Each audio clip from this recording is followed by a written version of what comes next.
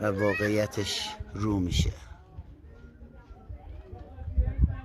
من خیلی امیدوارم به هوش مصنوعی که در آینده ای نه چندان دور 2 تا سیم بیان به این وصل میکنن، 2 تا الکترود به این وصل میکنن، هر چی صدا روش ضبط شده گفته خواهد شد.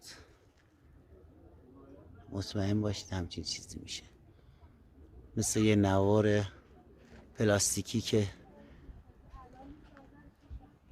همه چی روش گفته میشه، بعدم اون صداها دوباره پخش میشن، یا صفحه یا CD. دیگه از این که دیگه طبیعی تر نیست. اینم خیلی حرف برا گفتن داره، خیلی حرف برا گفتن دارن اینا.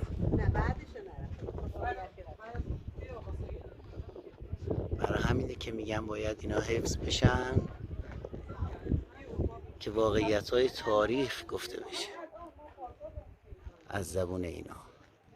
یه حقیقی ترین تاریخ توسط اینا گفته خواهد شد.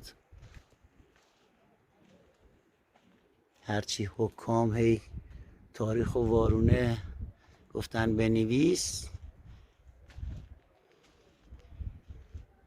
اینا رو خواهند کرد. خیلی جالبه، خیلی قشنگه.